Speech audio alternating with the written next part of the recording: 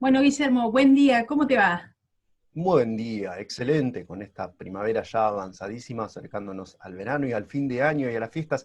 Qué bárbaro, se va este terrible, este raro, este extrañísimo 2020.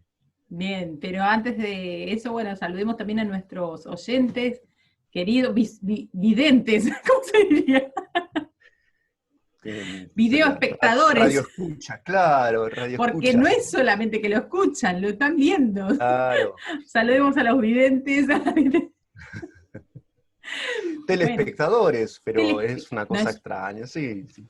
Zoom espectadores, saludemos a nuestros Zoom espectadores. Pero vos lo tenés servido, saludá a los prosumidores que están del otro lado. Prosumidores cristianos, sí, que están Claro, queriendo dejar de ser consumidores y empezar a producir contenido. Así que bueno, bienvenidos a todos y también a todos aquellos creyentes que quieren aprender a pensar y a todos aquellos pensadores que quieren creer. Así que estamos acá en exactamente, muy esa bueno. tarea que con Guille, mi compañero de cristianos prosumidores, aunque él tiene otro espacio, con Compañeros otro de batalla. nombre. Claro, nosotros lo llamamos, mira, en la brecha llamamos este espacio, la carpeta que tenemos en nuestro canal, porque pensamos que hay que dar batalla en todos los frentes y también en el frente tecnológico y en las plataformas y en las redes sociales, así que nos aplicamos de firme a dar batalla y a no retroceder bajo ningún concepto. Exactamente. Así que bueno, hoy tenemos un programa que está preparado para presentarles temas sobre heresiología. Así que nosotros somos Ujú. así, vamos tirando info copada, pero vamos a tirarla de una forma organizada, sistematizada. Estamos tratando de hacerlo muy pedagógico, pero también lleno de contenido. Y actualizado, Ujú. porque nos suele pasar que cuando cursamos instituto, en los institutos bíblicos, nos traen por ahí información y literatura que son viejísimas. Entonces, a veces leer la narrativa, la misma narrativa, leerla a la luz de la palabra, también hay que hacer una actualización de eso. Porque nosotros tenemos ahora, no sé, otro contexto que nos ayuda a identificar, a discernir, y bueno, siempre acompañados por el Espíritu Santo, que es el que nos va a dar luz sobre cada uno de los temas. Sin embargo, si bien el enemigo tiene las mismas estratagemas, o sea, estamos conociendo que el enemigo se mueve más o menos de la misma forma, ¿sí? Lo que tienen los seres humanos es que no tienen memoria, no tienen capacidad de ir a buscar qué es lo que pasó, porque si uno pudiera anudar históricamente las cosas, se hubiera dado cuenta que el enemigo cambia de disfraz, pero es la misma estrategia, es la misma forma. Así que Exacto. sabe nuestras debilidades humanas y va a ir siempre de la misma forma. Pero nosotros tenemos la mejor armadura que se puede tener para un cristiano. Así que nosotros tenemos que ir con toda la armadura completa de Efesios.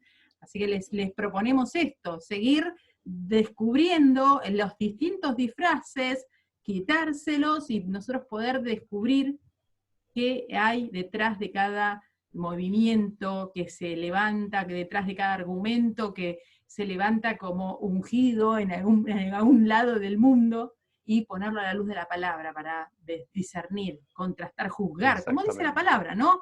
Dice, ¿la palabra nos invita a juzgar o estamos haciendo mal en tomar estos temas y desentrañarlos? Sí, hay una manera de entender el cristianismo que considera que los cristianos somos algo así como cuando los niños se lanzan a la piscina, ¿no? Que cierran los ojitos para no ver lo que está pasando y después, bueno, que sea lo que Dios quiera. No, no, tenemos que tener ojos bien abiertos.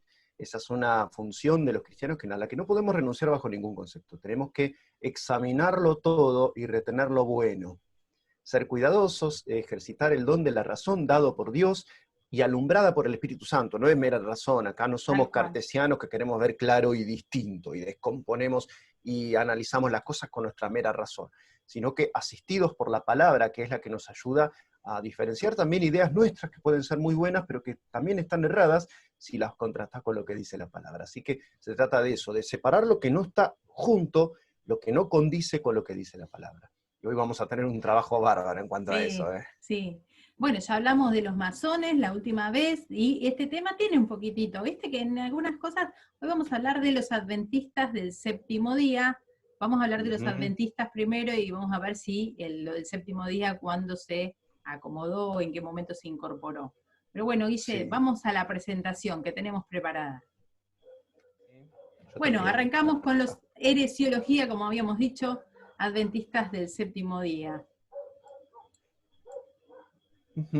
Esto se me ve. En realidad la fundación, claro, la fundación de los adventistas, toda fundación, esto es un tema lindísimo para los que hacen análisis cultural. No hay tal cosa como una fundación, lo que pasa es que míticamente tendemos a pensar en momentos fundacionales, pero es un recorte que se hace siempre desde el futuro, el de la fundación, ¿no?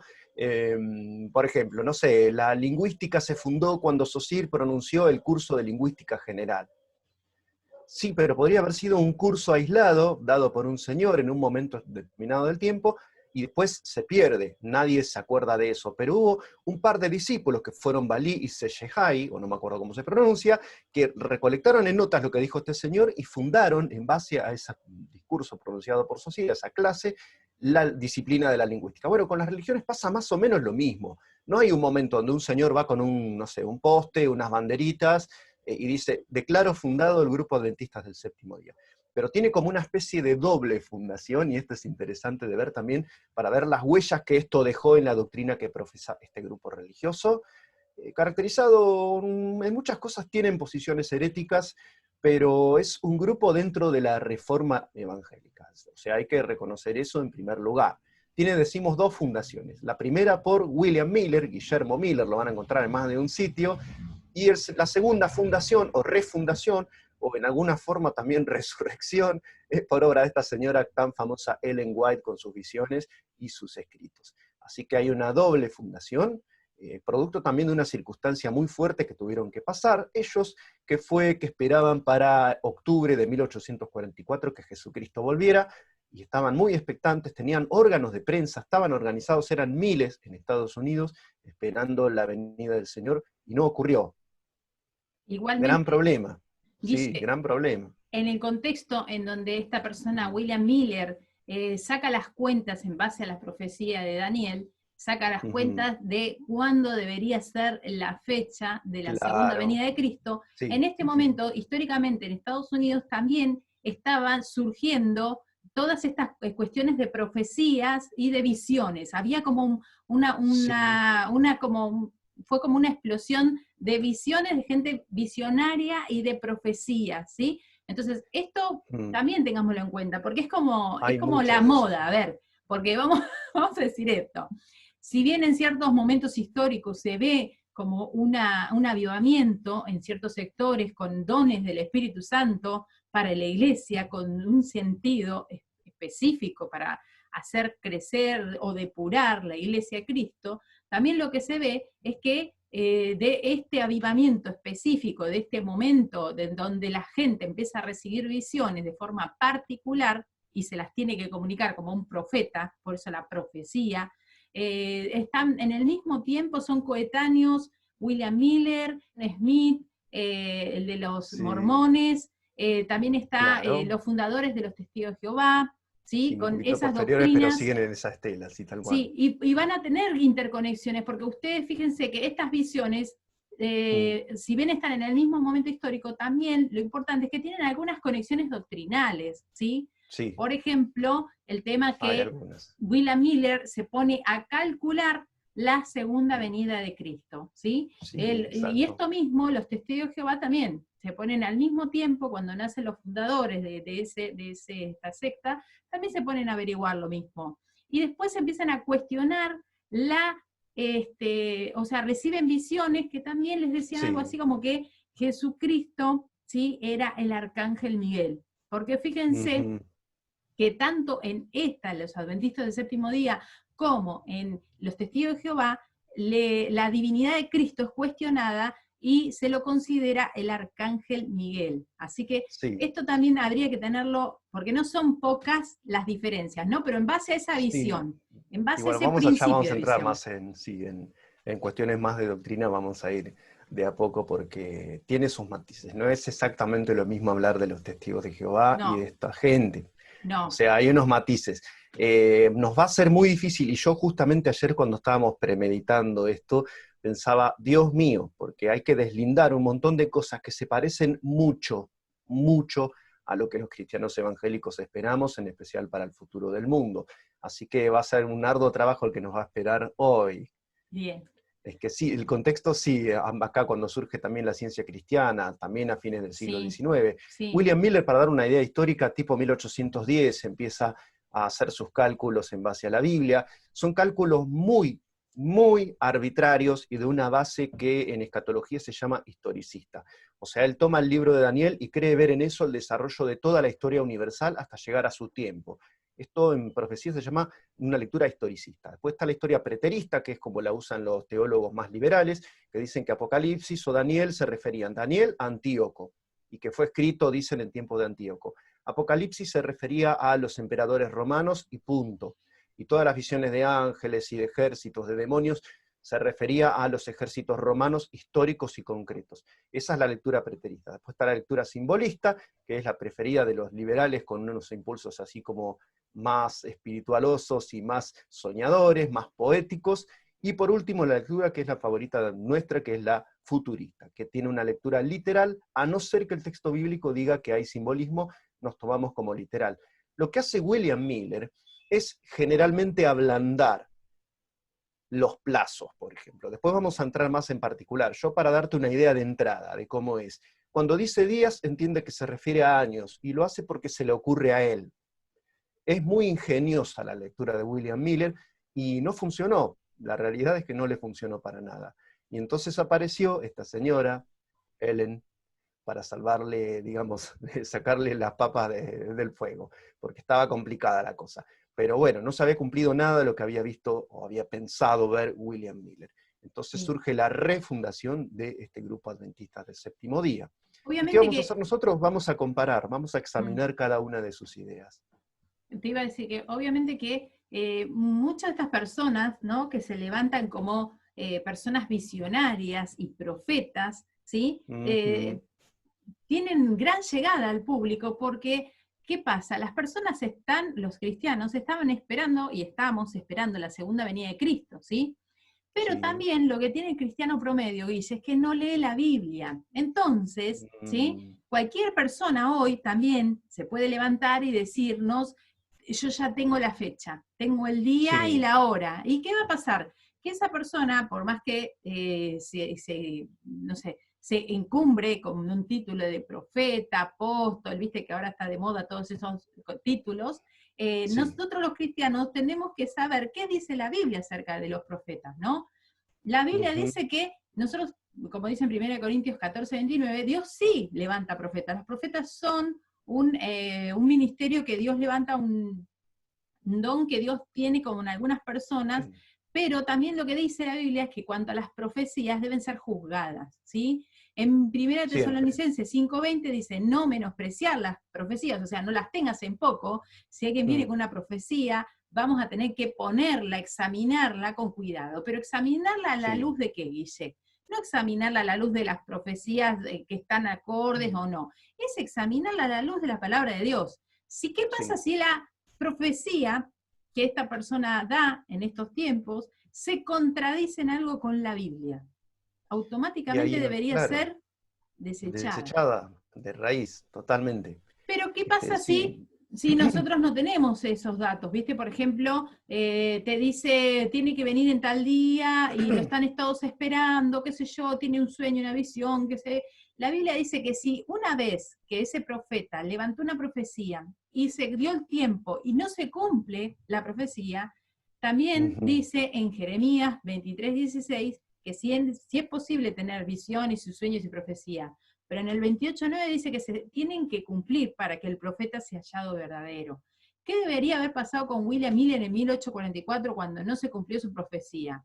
Se debería haber erradicado, eliminado de personas con profecías. No se tendría que ni haber Mm, tomado en cuenta ni para fundar, ni para apoyarse como en eso.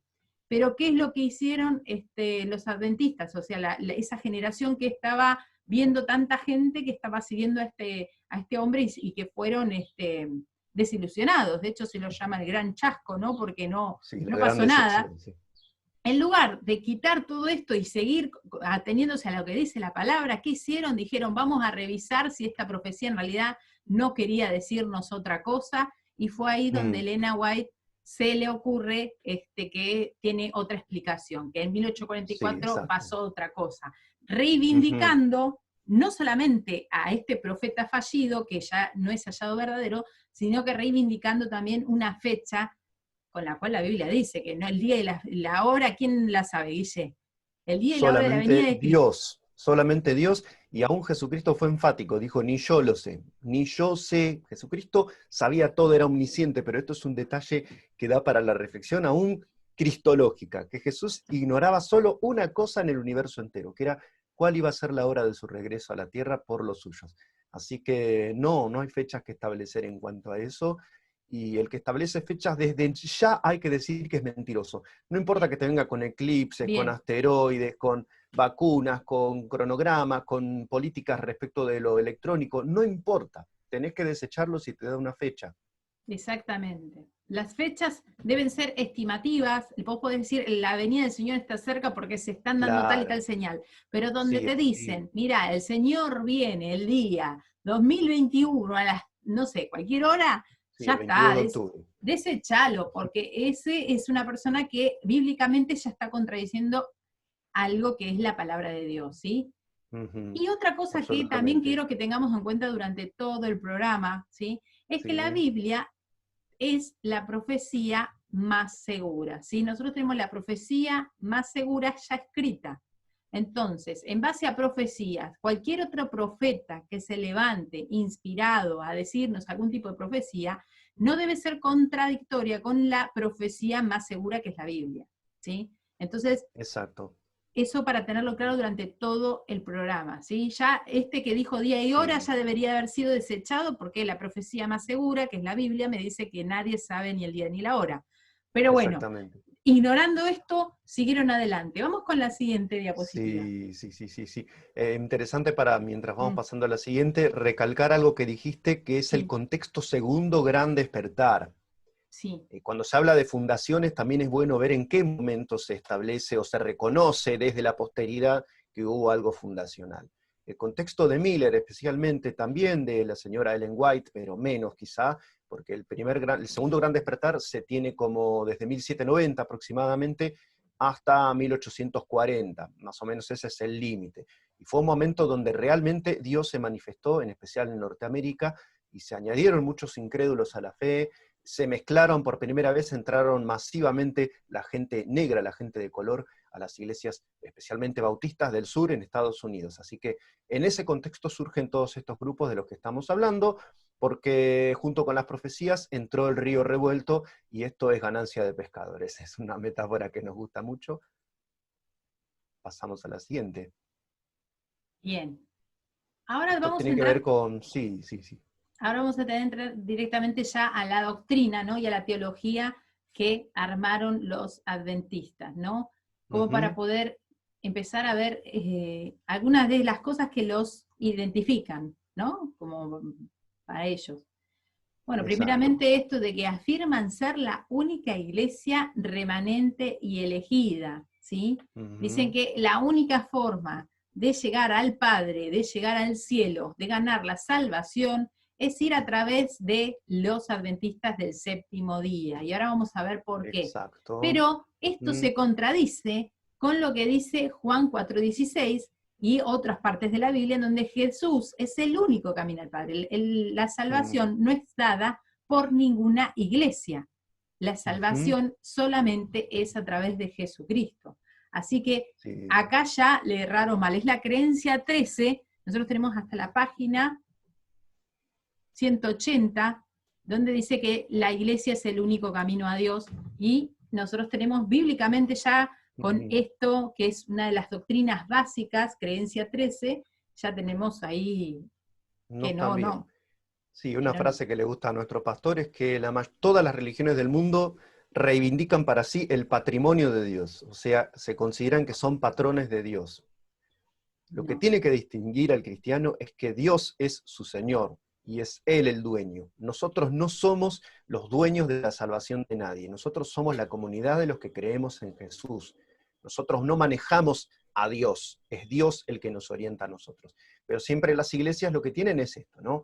Reivindicar la exclusividad. Nosotros somos representantes como un sponsor, ¿no? Sponsor oficial del reino de Dios en la tierra, Iglesia Evangélica Pentecostal, ponele. Y no, todo aquel que invocare el nombre de Jesús será salvo, ¿eh? Más allá de sus denominaciones. Exactamente. Bueno, el tema de los textos inspirados, ¿no? Sí, eso.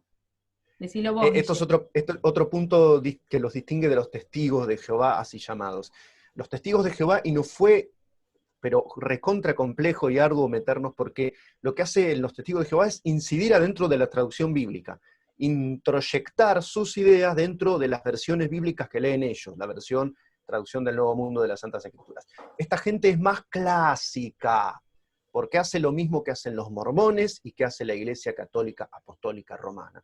Tienen la Biblia por acá y otra fuente de autoridad, supuestamente paralela o casi al mismo nivel, un poquito más abajo, dicen oficialmente, junto con la autoridad bíblica.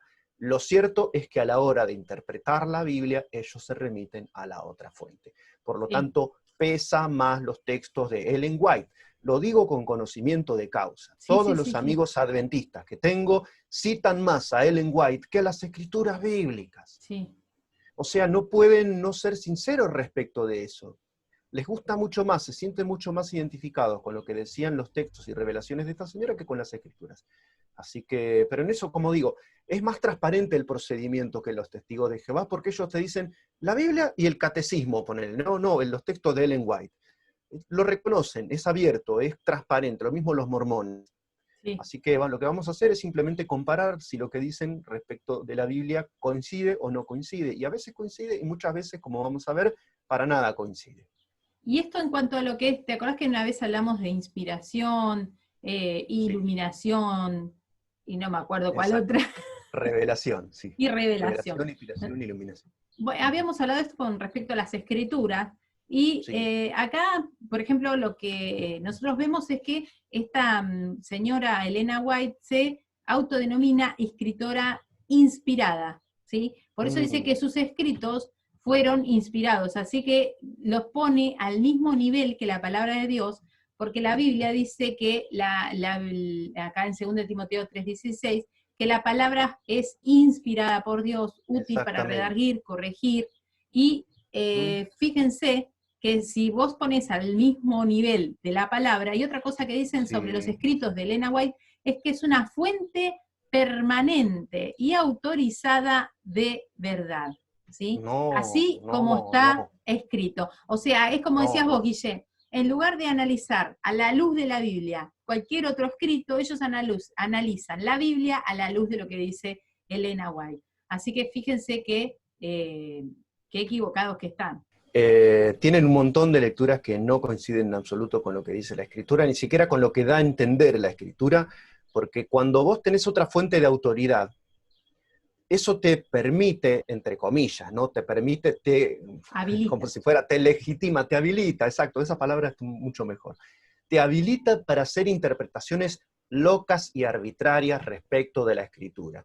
Entonces, si yo digo, la marca de la bestia es comer frijoles un viernes a la tarde, porque aparece en una revelación de la señora Ellen White, entonces comer frijoles un viernes a la tarde es la marca de la bestia, porque es una interpretación que tiene un sello de autoridad que no está en la Biblia, está en ellos.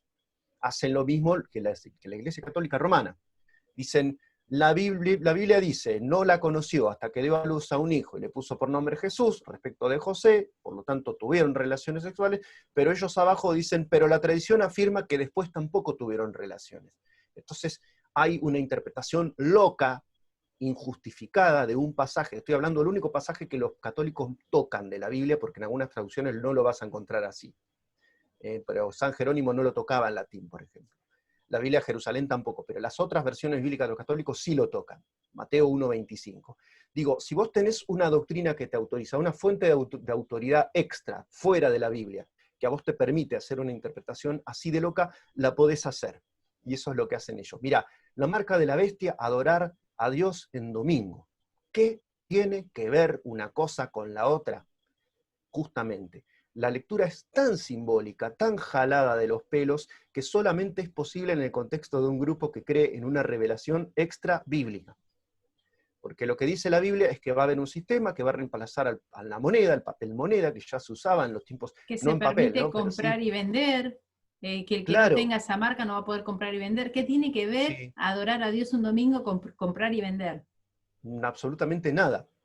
Pero como ellos interpretan que la mano derecha representa la voluntad y la frente representa el pensamiento, porque simbolizan muchos pasajes de la Biblia que son textuales, que dicen que explícitamente se va a poner una marca en la mano derecha y en la frente, te parezca verosímil o no, ahora es mucho más sencillo de pensar que en 1844. También hay que decir eso. No sé si esto los Y disculpa, que pero ahora se dice, puede pensar y en un donde dice sistema que es para... número de hombre y su número es 666, ¿qué tiene que ver con el domingo, no? ¿Cómo No lo...? sé qué interpretación harán, pero del 666 hay lecturas más simbolistas, como que representa el triple intento humano de ser igual a Dios, porque Adán fue creado en el sexto día, pero en el séptimo sería el hombre perfecto, o Jesucristo, ¿no? 777. Pero bueno, son lecturas simbólicas, que se pueden hacer, uno se puede permitir alegorizar en su lectura de la Biblia, lo que sí no podés hacer que sea norma de fe para todo el mundo. Claro, eso es lo Yo que puedo, yo... claro, sí, Levantar doctrina exacto, de una revelación. Eso es lo que no corresponde. claro, A y de vos, una Guille, revelación a más también, particular, eso te digo, sí, a vos también y a mí también, en cualquier mm, momento Dios nos puede dar una visión sobre algo, sí, lo que sea, ¿sí? O nos puede decir, el Espíritu Santo nos puede revelar algo de lo que va a ser futuro. Eso no estamos discutiendo. Lo que nosotros no, en absoluto. discutimos es que de eso nosotros sacamos una doctrina. Y no Si te voy a solamente poner hagamos una un, doctrina, sí, sino que achemos lo que dice la Biblia, cuando la Biblia sí, en realidad dice algo totalmente contrario. Por eso sí, que es, digamos que es una verdad absoluta y una revelación, una y fuente ¿y autorizada de quién, verdad. claro, y quién sos vos como Estamos para? palabras mayores. No, no, Exactamente. nadie.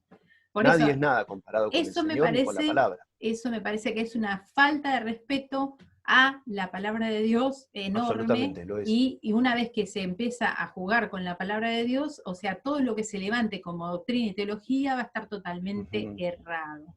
Así que la verdad, el Sí, domingo ahora lo vamos a ver después un poquito más. sí, sí, sí, Vamos, la vamos mortalidad a del encontrarnos alma. con varias cosas. Esa es Dicen, otra doctrina de ellos, sí, sí, la exacto. mortalidad del alma, que el alma muere, que es aniquilada, no que muere, o sea, en el sentido de que nosotros hablamos Sí, de un aniquilamiento como una eliminación, pero ahora vamos a ver de qué almas vamos a estar hablando, ahora vemos sí, sí. eso.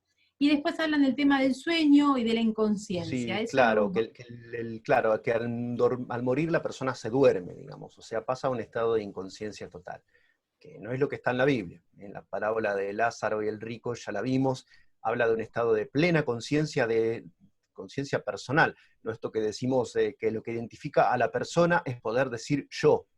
Por eso decimos que Dios es un Dios en tres personas, porque hay tres yo dentro de ese único Dios que tenemos, que es el Dios de la Biblia. Bueno, persona es una conciencia de sí y es alguien que puede decir yo. Y ahí tenemos en el relato de Lázaro y el rico una persona que sigue teniendo conciencia de sí aún después de separarse de su cuerpo físico.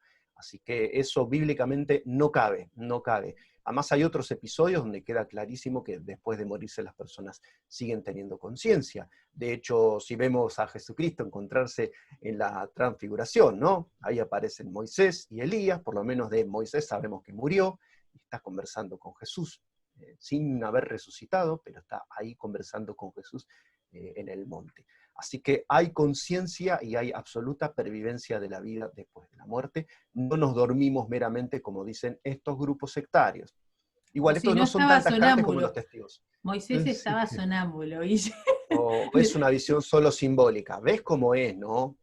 sí, por Ah, otra eso, cosa que quería que no se nos escapara. sí. Nosotros reconocemos, por ejemplo, a mí me gusta mucho leer La visión de David Wilkerson, y es un libro de profecía como de 150 páginas, donde Dios le reveló 7 visiones respecto de las cosas que van a suceder en la época del Apocalipsis y un poquito antes de que la iglesia sea llevada al cielo en el rapto de la iglesia, que la mayoría de los evangélicos actuales creemos, es una doctrina que compartimos la mayoría. Pero eso ni de casualidad está en un nivel ni comparable con lo que me diga a mí Apocalipsis, o Segunda de Tesalonicenses, o Primera de Tesalonicenses capítulo 4, donde se habla del rapto de la iglesia. Nada que ver. O sea, me sirve a mí como una ilustración dada, me parece a mí, de parte de Dios, pero que coincide con lo que dice el relato bíblico y que no me reinterpreta de un modo tirado de los pelos lo que el relato bíblico dice, sino que acompaña y le da detalles a lo que ya sé, lo sé por el relato bíblico. ¿Se entiende la diferencia? Y que no te O sea, arma no es otra que, doctrina diferente. ¿Sí? exacto, yo no soy un David Wilkersoniano. No, no abrimos la iglesia wilkersoniana. Estamos hablando de un hermano que recibió por profecía de Dios cosas que van a suceder, revelación diferente, pero coincidente. Diferente, pero coincidente. Complementaria, podemos decir. Pero vos fijate la diferencia. Yo reconozco eso, pero ni se nos ocurre, ni se nos viene a la cabeza decir que es una fuente permanente y autorizada de verdad. Y otra cosa que nosotros, los cristianos, también siempre tenemos en conciencia de esto, es que suponer, ¿no?, que a uno nos gusta un profeta o nos gusta una persona que escribe, que hace comentarios bíblicos, lo que sea. Nos parece que es una persona coherente con todo lo que dice. En el momento en que esa persona haga algo en contra o contradictorio a lo que dice la Biblia, nosotros no nos casamos, o sea, agarramos, chao, Sí, se va esa persona, o sea, exacto. sabemos bien que son seres humanos, y lo que tiene el ser humano es que el ser humano no es confiable al 100%, nadie es confiable al 100%. Así En que nosotros, absoluto. la confianza total y fuente permanente, autorizada, de verdad, para nosotros es la Biblia. Los seres Y humanos nada son más. fallidos, o cualquiera se puede equivocar, y dentro de un montón de buenas doctrinas, también te puede mandar una que no es una buena enseñanza. Así que nosotros por eso no los tomamos como para hacer teología o doctrina de una No, iglesia, ni nada parecido. Los tomamos no, no, no. sabiendo que son personas fallidas, que Sí. también se pueden equivocar. Exactamente. Bueno, ligado con eso lo del infierno. Después tomamos lo del ángel Miguel, que es un poquito barroco. Pero el infierno, ellos es lo principal, ¿no? Lo mismo Sí, que veníamos en los ruserianos, o así llamados testigos de Jehová o estudiantes de la Biblia. La principal motivación a nivel subjetivo puede que sea esta, dentro de la doctrina, que es la idea de que no va a haber un castigo eterno de los hombres rebeldes a Dios, sino que va a haber un castigo temporal y una especie de aniquilación. No lo mencionan como aniquilación, creo que esto es más bien de los testigos de Jehová, pero ellos dicen que en un momento dado los malos van a resucitar y van a ser quemados todos juntos. Vamos a ver qué lectura tan loca hacen de cierta profecía para llegar a esa conclusión. Pero es muy jalado de los pelos el modo en que esta gente afronta la lectura de la Biblia. Pero sí. es indisciplinado a propósito, digamos, porque ya tienen otras fuentes. No es que agarran la Biblia y leen y hacen una interpretación salvaje, digamos, sin arreglarse a las normas de la hermenéutica, sino que tienen otras fuentes a las cuales ellos también rinden cuentas. ¿Se entiende? Es como que tienen otra clase de lealtades. Bueno, lo de Jesús es el arcángel Miguel. Sí. Temita ese, ¿eh? Sí, después, ahora vamos a ver porque esto también lo Sí, mismo que piensan los testigos de Jehová. En eso, por eso te digo que sí, ahí coinciden, ahí hay una coinciden. coincidencia en ese En lo lado del infierno también, no hay y en lo infierno del de fuego y infierno. el Y alma se bueno, extingue. vos fíjate cómo, o sea, no es mínimo, o sea, no son mínimos estos dos detalles. Ya por estos dos No, en detalles, absoluto. nosotros los cristianos evangélicos decimos que esto es una secta. ¿Por qué? Sí, tal Porque cual. una cosa es que vos me digas, fallé en una profecía, te la reinvento y te armo otra que todavía no se cumplió, así que no puedes detectar si Sí. esto es falso o verdadero, Guille. Pero Ujú. otra cosa es, algo que sí es una secta es quitarle divinidad a la persona de Jesucristo, quitarle, Sí, igual, no, o acá sea, hay que matizar primero más, se acá hay que metieron, matizar más. Sí, sí, sí. primero se metieron con la obra redentora de Cristo diciendo Sí, que después no, vamos a ver eso, pero es un lío que ese. ellos son el Pero es camino al tremendo, Padre, que la tremendo el lío en el que se salvación, metieron. sí, Sí, se sí. metieron en un relío, pero, y después, que no hay infierno, o sea, si que te las mandás mal, Eso no, no eso. va a haber castigo, eso tampoco es No, bíblico. va a Así ser que un bueno, castigo igualitario, sí. por eso nosotros decimos, acá estamos frente a una secta. Una cosa es, estoy en una iglesia donde me enseñan algunas cosas que todavía conjeturan, especulan para este lado, no lo leen Mm, como ustedes, lo que sea, pero sí. ya directamente estas dos doctrinas son heréticas, eso significa son Sí, total. herejías. Por eso hablamos de heresiología, porque es Sí, sí. herejía esto, directamente. Así Sí, que, igualmente quiero hacer unas puntualizaciones sobre esto porque valen. Primero explicarle a los adventistas que nos estén mirando que por supuesto que muchas veces en el Antiguo Testamento el ángel de Yahvé o el ángel de Jehová no es otro que la persona del Señor antes de encarnarse. sí, El varón de la espada desenvainada que aparece frente a Josué antes de la conquista de Jericó, son varias veces, ¿no? La roca que acompañaba, según la lectura cristológica que hace el apóstol Pablo también, la roca que acompañaba a los israelitas a través del desierto y que les daba de beber, también es una aparición cristológica. Esa teofanía. zarza cardía sin, claro, una teofanía exactamente, o una cristofanía, dicen también los teólogos, pero son apariciones de Jesús. Más de una vez que se dice el ángel de Yahvé y el profeta o la persona en cuestión se postra y adora, estamos hablando de una cristofanía. Pero el ángel Miguel, el príncipe que se pone de parte de los hijos de tu pueblo, Daniel capítulo 12, no es Jesucristo, es otra persona, son seres diferentes. Ahí hay un error más que una herejía. Ahora, hay que decir que en cuanto a la Trinidad son ortodoxos los adventistas del séptimo día. No tienen ninguna afirmación que sea extraña. Creen en que Dios es Padre, Hijo y Espíritu Santo, que son tres personas y el mismo Dios. Y al menos oficialmente, ya vamos a ver en qué otros líos se meten, en soteriología son también encuadrables dentro de la ortodoxia porque son tajantemente arminianos y wesleyanos. Ellos citan así extensos los textos de Wesley sobre la salvación, la libertad, el libre albedrío, la perversión del hombre, hasta dónde llega, hasta dónde no. Bueno, son wesleyanos, o sea, están del lado mayoritario dentro de la Reforma, que Sí, son los pero Guille, arminianos. vos fíjate esto. Decir, Después hay decir que otras cosas que, Jesucristo, claro, no, pero decir que Jesucristo es un ángel es decir que es creado. ¿Entendés? Vos me podés decir, por un lado, que sí, que es Padre, Hijo y Espíritu Santo, y por otro lado me decís que es el Arcángel Miguel, ¿sí? Me estás diciendo que es un ser creado, no me estás diciendo que es el mismo Dios, ¿sí? ahí, Así para que, mí no. es un error, es un Bueno, error. no, pero Es un error. es algo que Es un es error porque pueden fundamental. pensar que, claro, pero pueden pensar que ese ángel es el mismo Jesús eterno que creó el mundo en Juan 1:1, es el Logos eterno que se hizo hombre. Pero ya te digo, es muy barroco y muy tirado de los pelos. Por eso decía que era complejo lo de No, Jesús pero equivalente no es del la ángel. única parte en donde le quitan divinidad a Jesucristo, porque le quitan Ya poder vamos, sobre ya vamos, redentora. No, claro, claro, no claro, me pero lo, ya vamos a entrar a no eso, es lo ya mismo. vamos a entrar a eso. Yo te digo la postura oficial, acá hago de abogado de los adventistas. Claro, claro, primero vamos a admitir el principio de inocencia hasta que probemos que son Bueno, dale, culpables. vamos a seguir adelante que se vienen los dibujitos ahora. Sí, esa viene la parte Ahora divertida. vienen los dibujitos. Bueno, vamos a hablar un poco de Elena White. Tenemos varios escritos de ella donde nosotros podemos encontrar directamente cosas que dice ella, ¿sí?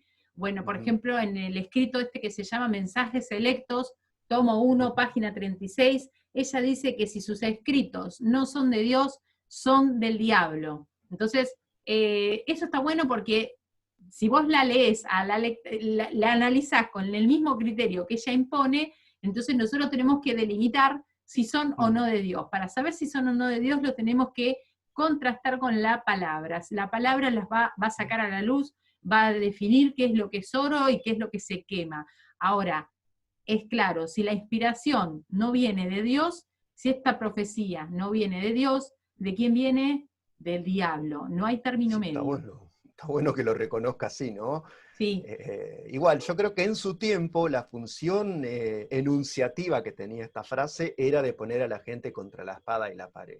Que si no reconocían su carácter inspirado, estaban cometiendo la monstruosidad de declarar sí, es que lo ella mismo que venía del decían, maligno. es lo mismo decir que la marca de la bestia es adorada en domingo, o sea, te ponen entre o adorás con nosotros el séptimo día o adorás con cualquier otro domingo y te vas al Sí, infierno. lo Es que un pasa es poco que, también, claro, es que el único que puede decir el que no está conmigo está contra mí, el que no junta conmigo desparrama, es Jesús. Si claro. ahora viene una persona y dice, si no estás conmigo, estás contra mí, tiene un carácter mesiánico y es del diablo la persona. Se está arrogando una autoridad que está por encima. Por ejemplo, ahora un presidente de Estados Unidos que fue derrotado en las últimas elecciones, decían, si no estás con él, estás con el diablo. No, es simplemente que votó a un señor de izquierda, no es que está con el diablo. Se equivocó en su Claro, voto, nada claro, más. claro, Bueno, exactamente. vamos a algunas revelaciones de esta señora y las vamos a contrastar con realidades que sucedieron a posteriori después de pronunciados sus anuncios.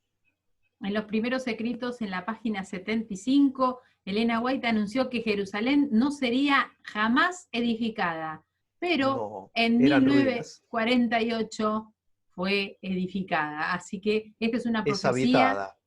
Y ahora hay una embajada de uno de los países más poderosos del mundo que tiene su sede en Jerusalén. Y muchos países se sumaron a esa misma movida, entre ellos algunos de Latinoamérica también.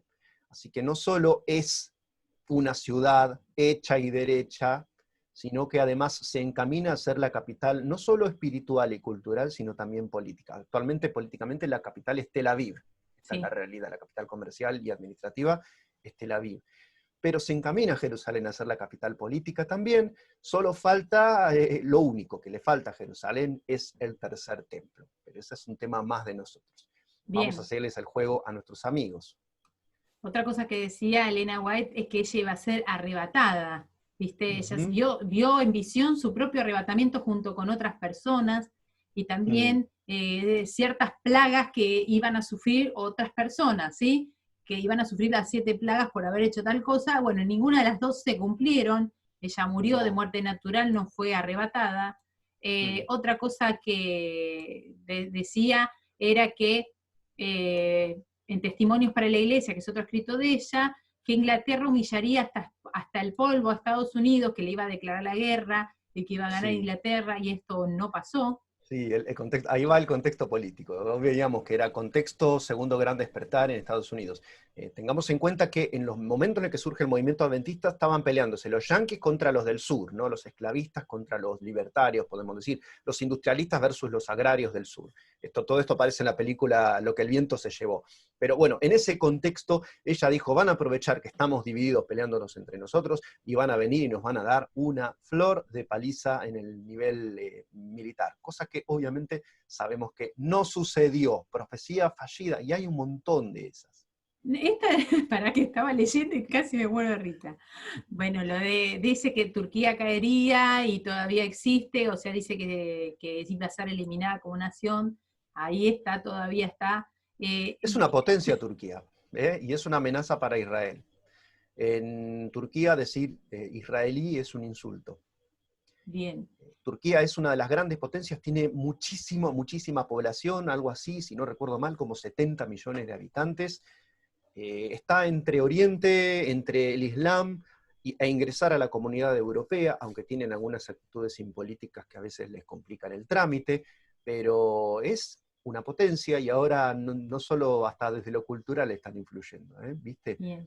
Todas esas telenovelas que salen de un país inexistente, Turquía. Y ahora también afirmó que en 1846, me estoy riendo sola, que Júpiter y Saturno estaban habitados por seres inteligentes. Mirá vos, Sí, qué sí, jugado.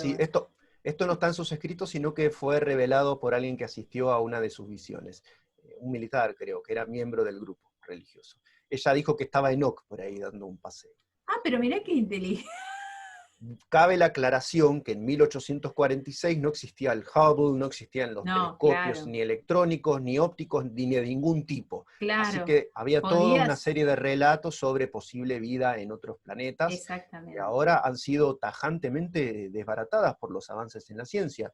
Por lo Sí. menos, si hay vida en otros planetas, nunca van a llegar a nuestro planeta porque hasta lo que se vio, y es lo que se puede llegar en el término de una vida humana normal, no hay nada. No hay un planeta que pueda ser habitado como la Tierra. Así que, pero todo eso no se sabía en 1846, y así que era un territorio virgen para poder explorar a través de esta clase de especulaciones e imaginarías. Bien, pero bueno, voló por todos lados. No es que es una persona que solamente dio profecías relacionadas con cuestiones bíblicas, sino que se atrevió a sondear por cuestiones políticas, geopolíticas, y bueno, y hasta cosmológicas, Interestelares, interestelares, me como la encantó. película, ¿viste? De Así que Interestelar, bueno. es muy buena Interestelar. Sí, sí.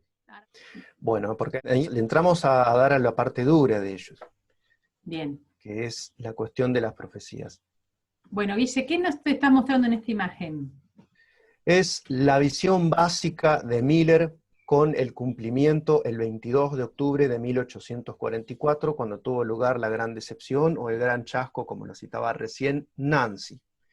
hay que decir que cada doctrina, cada grupo tiene como un eje conceptual del cual se agarran firme y al cual no largan por nada en el mundo y hacen girar todo el resto de su teología alrededor de eso.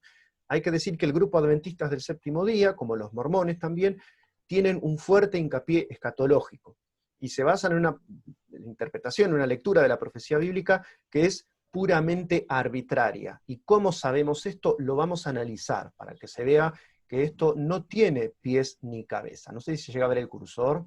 Se llega a ver el cursor. Bueno, desde que sale la orden de reedificar Jerusalén hasta 1844, Miller, con su calculadora prodigiosa, calcula que pasaron 2300 años, ¿no? Él lo dice en 1810, cuando empieza a hacer sus prédicas y a abrir sus medios de comunicación, etc. Porque estaba firmemente convencido de que este cálculo era de Dios y era acertado. Entonces, él hace un cálculo basándose en ¿qué? En una visión de Daniel, capítulo 8. En capítulo 8 de Daniel es un capítulo muy particular, porque viene hablando de imperios. Creo que la sucesión de imperios estamos acordes la gran mayoría de los cristianos, que se trata de Babilonia, Persia, Grecia y Roma. Esos son los 4 imperios en los que creemos todos nosotros, ¿no? Esa es la sucesión imperial de Daniel capítulo 2, la imagen del cuerpo, y la imagen de las 4 bestias en Daniel capítulo 7, que también es lo mismo. Babilonia, Medo-Persia, Grecia y Roma. Después se añade, en la visión de capítulo 2, curiosamente tiene más información en cuanto a esto, un mundo donde van a estar divididos los estados que van a salir de ese imperio romano futuro, y finalmente se constituye el último imperio, que va a ser el imperio de 10 naciones que le van a ceder su poder al cuerno pequeño. Esto es lo que dice Daniel.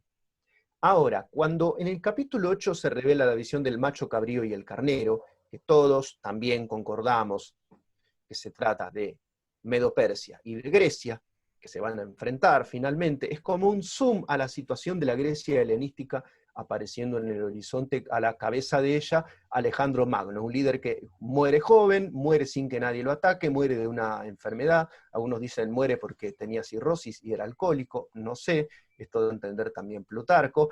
La cuestión es que todo eso está en el capítulo 8 de Daniel, y también se habla de un príncipe que va a surgir de los 4 que se van a repartir el imperio de este líder helénico. Se habla de la tierra de Javán, o sea que estamos hablando textualmente de Grecia. No hay otra posible lectura de esto. Y ahí se habla de un plazo de que alguien va a cometer un gran sacrilegio que se llama la abominación desoladora. ¿Esto tiene implicaciones para los tiempos finales? Sí. Va a haber una gran profanación del templo judío en los tiempos finales. Esto es lo que Jesús dice. Ahora, el plazo al que se refieren ellos, de 1150 días, que son 2300 tardes y mañanas, son 1150 días. Esto es textual. Sí, es así. Es el tiempo que duró la profanación del Antíoco Epífanes, que surgió de los 4 generales que se repartieron el imperio de Alejandro Magno. O sea que Daniel capítulo 8 es un zoom in a la situación de la profanación que iban a sufrir en los tiempos donde después surgieron estos heroicos hermanos macabeos para purificar el templo. Entonces, esta es una visión que, por lo menos en cuanto a la visión de tardes y mañanas, se cumplió textual. Ahora, ¿por qué interpretar que tardes y mañanas representan años? Porque se le ocurrió al ingenio y a la cabeza creativa y literaria, sin dudas, de Guillermo Miller. Porque no hay ninguna autorización bíblica para entender que cuando se dice días, quiere decir años. La palabra hebrea para días es inequívoca. No se puede interpretar arbitrariamente cuando se dice día que se trata de años. La palabra yom, la palabra días. Por eso tienen tantos líos los que quieren transformar en plazos los días de la creación del Génesis. Entonces, un Guillermo Miller, un William Miller podría decir, Dios creó el mundo en 7 años, y al 7º año descansó. Es jaladísimo de los pelos. La Biblia no me está diciendo eso. Hay que atenerse a que si el texto no me dice que algo es simbólico, es literal.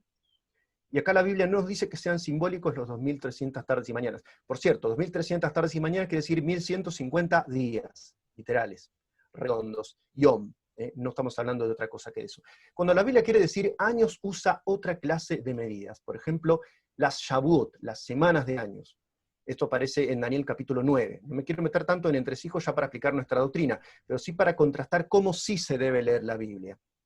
Las Shavuot son semanas de años. son como nosotros medimos el tiempo en lustros, periodos de 5 años, o décadas, periodos de 10 años. Los hebreos medían Shabot, o sea, semanas, conjuntos de 7 años. Entonces esa es la manera correcta de interpretar los plazos de Dios. Y también se dice tiempos, tiempo y medio tiempo, no los 3 años y medio finales de persecución sobre Israel, la así llamada gran tribulación que va a acompañar a la última gran profanación del templo hebreo. La palabra para tiempos es la palabra moed, que quiere decir año. Quiere decir eso, lapso, año. Ahora se usa también en el hebreo moderno para decir cita, para decir fecha, o sea, una cita, no, nos reencontramos tal día. Bueno, moed es la palabra hebrea. Es una palabra que va a tener connotación en el texto bíblico también de los grandes lapsos de Dios, el tiempo aón, el tiempo aión, el tiempo de las dispensaciones que decimos los del bando futurista. Bueno, ese es el moed, el tiempo. Tiempo, tiempos y medio tiempo. Ahí sí tenés 3 años y medio. Pero eso es una interpretación autorizada por el texto. ¿Entendés la diferencia entre interpretar lo que a uno se le viene en gana e interpretar lo que la Biblia me da a entender que yo tengo que interpretar? Bueno, esa es la cardinal diferencia, y por eso ellos necesitan una fuente auxiliar de revelación, porque si no es arbitrariedad pura su sistema de lectura de la Biblia. Que igual lo Bueno, es. ahora pasamos a la... Bueno, acá yo estoy viendo, Guille, que en el dibujito donde calcula que llega a la fecha 1844, Exacto. ¿qué es lo que pasa en 1844? Porque él dijo que Sí. iba a venir la venida de Que Jesús venía. Jesucristo, Listo, pero se como esto terminaba el no mundo. pasó, ahora, ¿qué hacen los adventistas? ¿Qué es eso que está haciendo Jesús ahí? Dice, juicio investigador. Sí, sí, sí. Tuvieron que darle una fenomenal vuelta de tuerca, y acá está la diferencia, ¿no? Paso a la otra diapositiva. Dale. Volvemos a la posta. Guille, ¿qué estamos viendo?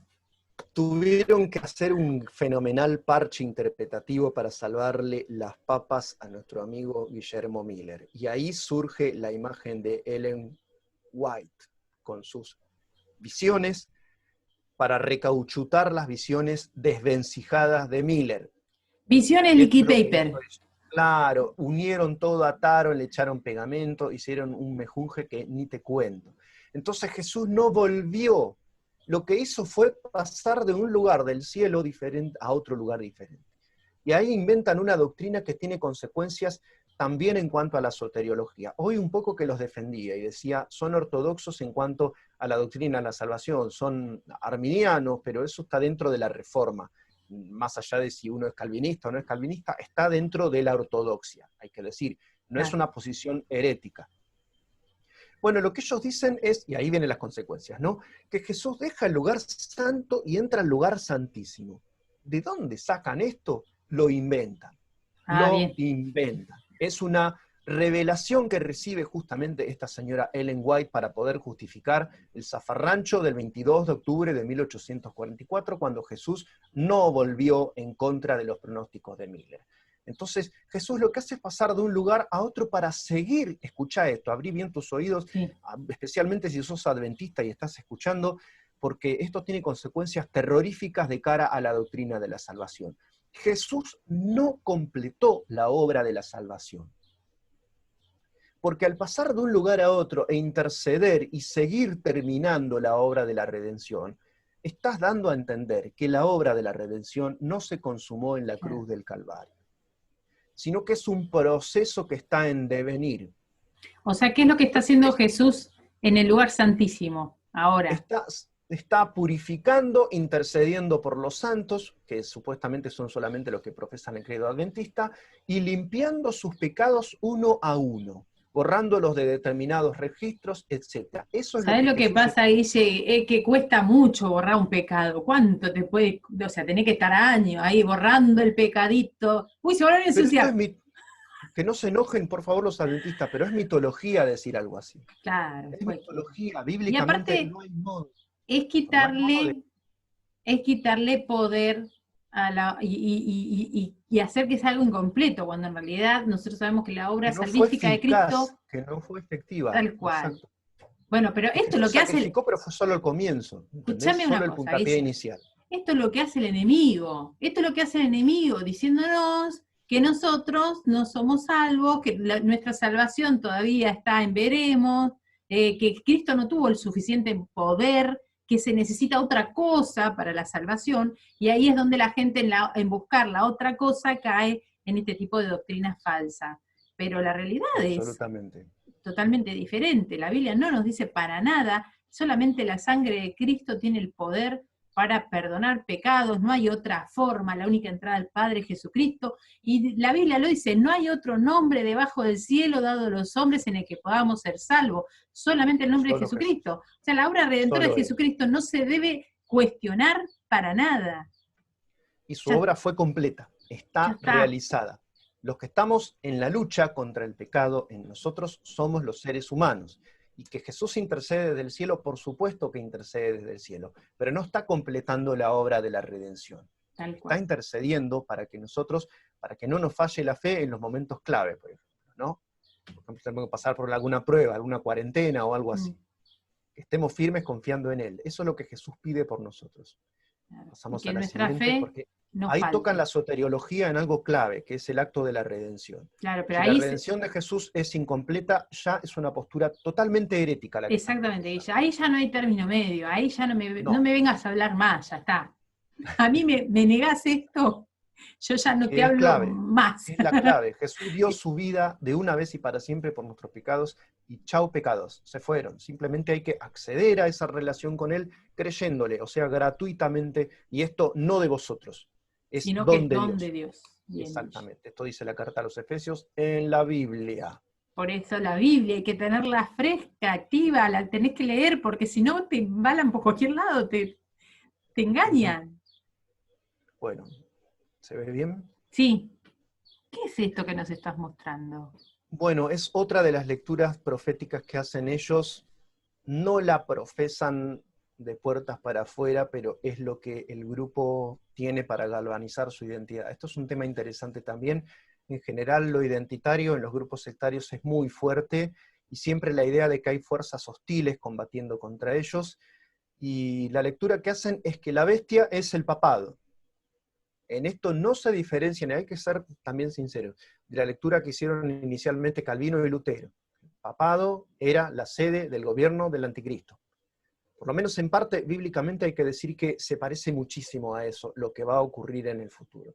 Va a haber una gran liga de religiones que van a levantar a un gran monarca que va a surgir en Roma. Esto es lo que está escrito en el texto bíblico.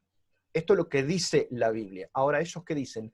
Que el papado es el anticristo. No es que va a surgir un hombre que va a gobernar a 10 naciones apoyado por una gran mega religión. No, el papado es el anticristo. Entonces, el falso profeta, ¿qué es? Es el protestantismo, es la reforma. Y ahí entramos todos nosotros. Ah, por eso ellos, Ahí o estamos sea, nosotros. Entonces, ahí tenés la idea de la imagen, ¿no? Que aparece acá, ¿no? sí, El sí, sí. hombre y la imagen, ¿no? Como un reflejo del catolicismo tenés al protestantismo, todos nosotros, calificado como apóstata. ¿Por qué somos Porque adoramos apóstatas? domingo. Exacto, porque no Ah, adoramos a Dios en Shabbat. Ellos dicen, por eso hay muchas lecturas encadenadas, no me quiero meter tanto en el detalle de las doctrinas de ellos, de los anuncios de los 3 ángeles, etc. Porque se habla de respetar los mandamientos y ellos toman como lo de guardar los 10 mandamientos, incluido el mandamiento del Shabbat. Entonces, como el anuncio de los ángeles en Apocalipsis capítulo 14, se refiere a eso y se refiere a no dejarse poner la marca, pero ojo, el anuncio de los ángeles dice que no tendrán descanso ni de noche ni de día aquellos que se dejen poner la marca de la bestia. Y ellos desechan la idea del infierno de fuego y del tormento eterno, ahí sí que no entiendo. Ahí sí no. que no entiendo. Pero todos lo sujetan a O lecturas que sea, son sumamente arbitrarias. ¿De dónde sacaron ellos que el falso profeta son los protestantes? bueno, pero en el caso de que son los protestantes, para ellos no hay infierno, así que dentro de todo. Bueno, claro, pero igual, supuestamente te condenan a estar del lado del error y no del lado de ellos. Bueno, Bueno, vamos. por lo menos no te mandan a un infierno eterno, tranquilo. No, claro, es part-time, era un infierno part-time, como un trabajo postmoderno. ¿Qué es Bueno, esto del milenio? ¿Qué creen sobre el milenio, Guille? ellos, mira, esto es lo que dicen textualmente, esto lo saqué de un sitio web que tienen ellos, así que es doctrina oficial de ellos. Dale. El milenio va a ser un espacio virtual, un lugar Apa. espiritual donde, sí, claro, vamos a llevar todos al cabo de la historia, vamos a ser llevados por Cristo a un paraíso celestial, mientras que la tierra, no sé de dónde sacan esto, es una locura, va a quedar desolada, sin habitantes humanos con vida, y totalmente ocupada por Satanás y sus ángeles, cuando a mí la Biblia me dice, en el capítulo 20 de Apocalipsis, que Satanás va a estar atado durante el milenio. Y se habla de una restauración de la tierra en los profetas constantemente a una situación edénica, y se habla de que los cristianos, en especial de origen hebreo, van a gobernar las naciones y van a juzgar a las naciones. O sea que sí va a estar poblada la tierra, muchachos, según el relato bíblico, no según las revelaciones que ustedes admiten como buenas. Bueno, dice que este va a ser un tiempo donde va a terminar con una gran purificación, y ahí viene lo del infierno. De acá se agarran ellos para decir que no hay infierno, sino solo una aniquilación de las personas malas. Van a resucitar los malos al final, que Gog y Magog dicen ellos que representan a todas las personas malas, que después del milenio se van a levantar y van a ser consumidas como por fuego. Apocalipsis capítulo 20, cuando se habla de Gog y Magog, los 1000 años. Pero ves Dice que que Dios va a dice purificar la tierra, claro. que el universo será librado del pecado y los pecadores para siempre. O sea, habla de una Sí, eliminación, ¿sí? Vos me una decías que aniquilación. de una No usan la eliminación, palabra aniquilación, pero es más o menos lo mismo. Es más o pero menos lo mismo. Sí, hablan de una eliminación de los pecadores, o sea, como que un sufrimiento que no es eterno, ¿sí? no, no. En eso se parecen a los testigos de Jehová, que yo te decía hoy, Sí, que, fue la inspiración. Russell fue miembro de los adventistas, pasó por la iglesia presbiteriana, creo, estuvo deambulando por algunas religiones, pero pasó por el adventismo. Así que la doctrina bueno, de que no hay infierno de fuego la sacó de ahí. bien, bueno, porque acá quedó. Y fíjate cómo es también como un poco injusto, ¿no? De pensar que las personas que han hecho tanto mal y que se han puesto en contra de Dios, que han matado a sus santos, van a tener la posibilidad de desaparecer y de no tener castigo ni Claro, consecuencia. claro, como dormirse, ellos dicen, ¿no? Claro, ¿A quién no y le lo más gusta echarse una livianito siestita? posible. Bueno, Claro, pero ¿a quién no le gusta echarse una siestita por las tardes, ahora que estamos en primavera, con el nada. aroma de los tilos en el Después de aire? todo el trabajo que hayan hecho en la tierra, de las abominaciones que se han hecho, después dormir. Bueno, Sí, esa bueno. es su interpretación, pero Esa es la interpretación de ellos, porque ellos tienen un Dios que no es el Dios bíblico. Ahí vamos limando, ¿no? Primero decimos lo que tenemos en común, y vamos limando todo lo que no tenemos en común. Y al final la parte mordida de la manzana es la mayor parte. y sí, Digamos, no hay porque, infierno. no, igualmente a El mí Dios me de ellos no es un Dios justiciero, claro. le quitas la divinidad a Cristo, le quitas el poder a su obra Sí, redentora no, como no que le está quita la divinidad incompleta. claro, pero Le no le, dicen no que le es el quita la arcángel divinidad Miguel. bueno, El ahí arcángel, se le... un arcángel, no, un ángel no es creado, Guille, vamos de nuevo con lo mismo. Para Sí, mí no. pueden decir que es un ángel eterno.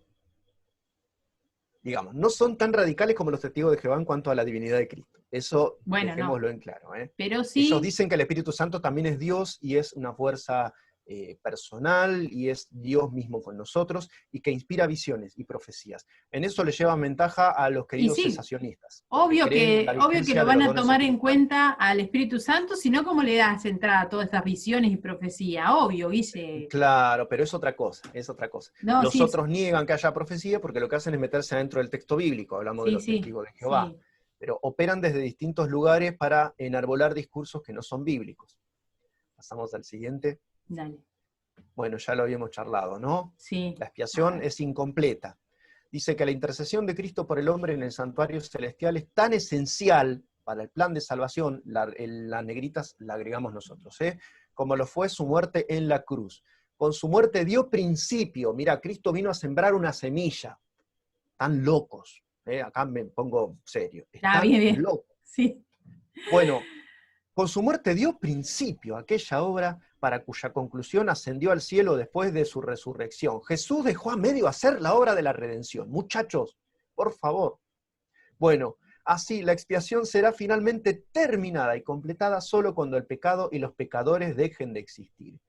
Hay plazos, hay momentos que no se han cumplido de nuestra redención. Dice que la creación entera gime a una esperando la manifestación gloriosa de los hijos de luz. En eso coincidimos. Históricamente no se ha operado nuestra redención. Yo tengo un cuerpo limitado, por ahí un poco sobredimensionado después de la cuarentena, no fui redimido a mi estado final. Esa es la realidad. Sigo luchando todos los días con el hombre de pecado. Como decía Rodo Gianotti, tengo que afeitar todas las mañanas el ego que me crece todas las mañanas. Esta es la realidad, la carne, la naturaleza carnal, pecadora del ser humano. Esto es cierto, pero la redención fue operada 100% por la sangre y por el sacrificio de Cristo en sustitución de todos nosotros. Eso no lo podemos poner de ninguna manera en tela de discusión, y eso es lo que ellos hacen ampliamente. ¿Para qué? Para aferrarse a una escatología, porque este es el punto, que es errónea y que es tirada de los pelos y que es un invento humano. Y sobre la muerte y la resurrección, dicen que la paga del pecado es la muerte, pero Dios es el único que es inmortal, otorgará vida eterna a sus redimidos. Hasta ese día, la muerte constituye un estado de inconsciencia para todos los que han fallecido. Cuando Cristo, que es nuestra vida, aparezca, los justos resucitados y los justos vivos serán glorificados y todos juntos serán arrebatados para salir al encuentro de su Señor. La segunda resurrección, la resurrección de los impíos, ocurrirá 1000 años después. Bueno, acá volvemos a lo de antes, o sea, se les mezcló el tiempo del milenio, entonces los resucitaron 1000 años después. Sí, hay 3 venidas de Cristo para la doctrina adventista. ¿Vos podés 3 venidas, eso? Mirá vos. Hay 3 venidas de Cristo, porque claro, la primera venida fue para dar su vida por nosotros y empezar la obra de la redención. Sí. La segunda venida se va a llevar a los suyos al cielo, donde pasaremos los 1000 años junto con él en el cielo, y la tercera obra va a ser al final, cuando se establezca sobre la tierra el paraíso. Entonces hay 3 venidas de Jesús, para la doctrina de ellos. Bueno, sí, acá una sumatoria de lecturas equivocadas, pero con todo esto no hay un gran problema. Yo quiero que se entienda esto. Yo personalmente no pienso que haya un grave problema en hacer una lectura errónea de los plazos proféticos. Por supuesto que soy un puntilloso, tenemos un canal, el canal Apocalipsis Explicado, Inminente Final, en YouTube, donde explicamos las profecías de acuerdo a la visión nuestra, que es la futurista dispensacionalista. Somos detallados, somos meticulosos, pensamos que es importante, pero no hace a tu salvación o perdición.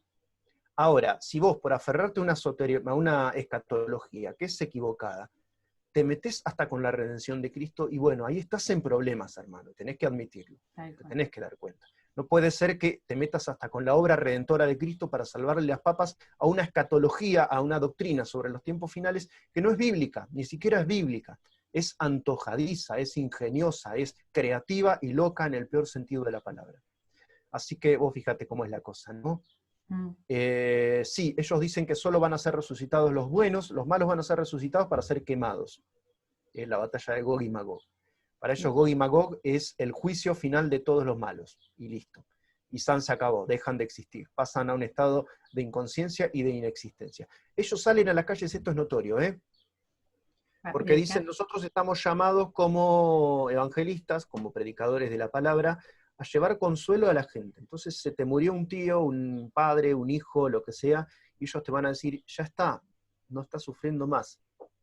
Claro. O sea, con independencia de lo que haya hecho o dejado de hacer, con independencia de su moral, de su relación con Dios, de su espiritualidad, de si fue una granuja, de si jugaba a la tabla ouija o de si sacrificó a su hijo, fue a un lugar mejor. Es como cuando te dicen un mensaje de esperanza. Del descanse en paz, el rest in peace, que es totalmente, estaba acorde a esta doctrina, cuando en realidad uno sabe que no todo el mundo descansa en paz. Hay gente que por haber hecho las obras que hizo, va a tener una cierta consecuencia. Así que ningún descanse en paz sería. Cada uno va... Paz, los justos descansan. Bienaventurados de aquí en adelante los muertos que mueren en el Señor, Apocalipsis. Entonces los santos son los que mueren en el Señor. Pero no todas las tumbas van a tener el rest in peace. No, exacto. Comprometido por estas sectas. Está muy modernizada, porque lo decís en inglés. Porque me acuerdo las tumbas, viste que en las tumbas de Estados Unidos dice RIP, RIP, y yo decía, ¿por qué les ponen RIP? ¿Viste? La muerte, nosotros le hacemos un dibujito, una cruz y nada más, pero allá el descanse en paz. Y igual es muy escuchado. A los velorios vos vas y te dicen, ahora está en un lugar mejor, descansa en paz. Claro, lo que pasa es que en inglés tienen las iniciales servidas para traducirlo, y nosotros no.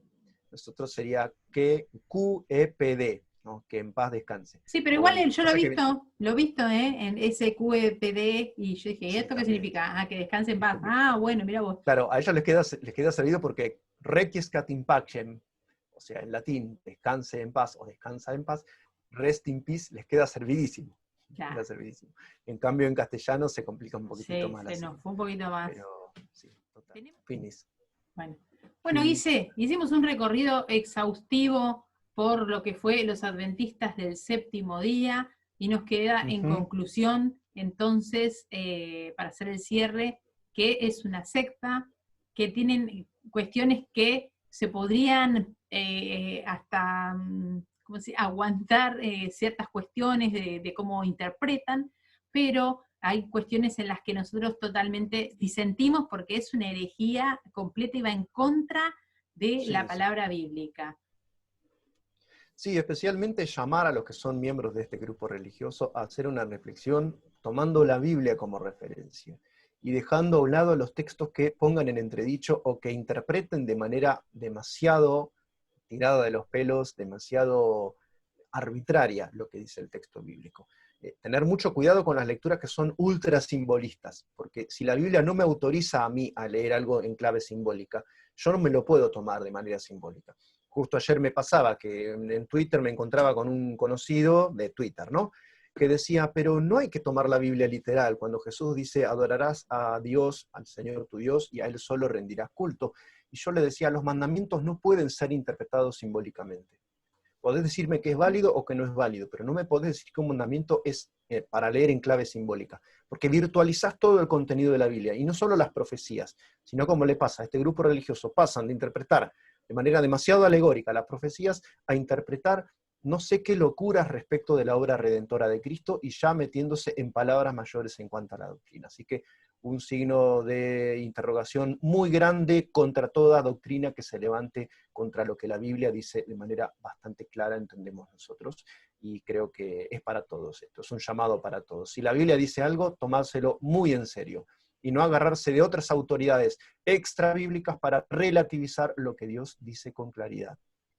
Sí, y me estaba acordando, que no quería dejar pasar, que en los escritos de Elena White, ella afirma que hay un ángel una serie de ángeles, que es un ángel que le está dando la inspiración, que le está dando esas profecías, un ángel que le está revelando, ¿sí? Y en este ángel fue con el que escribió todas estas visiones, y dice que más de 2000 visiones, ¿sí?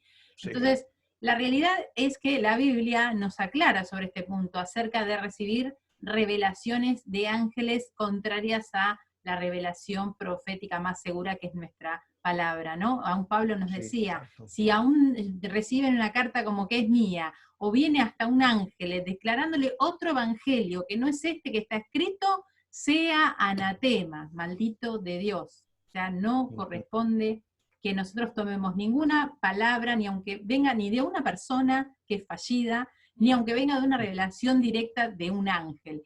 Y con esto después vamos a tener que hablar también de los mormones. Así nomás. Sí, ya no nos queda en carpeta para la próxima. Así que saludamos a todos nuestros amigos y seguidores de Prosumidores Cristianos y de mi canal, donde hablamos de teología y reflexión. Guillermo Álamo, quien te habla. Nos encontramos, Dios mediante, la próxima emisión, nuestro próximo video, para seguir estos temas que son interesantes para abordar con una perspectiva bíblica y una reflexión y un discernimiento comprometidos. Hasta luego, hasta la próxima. Nos vemos.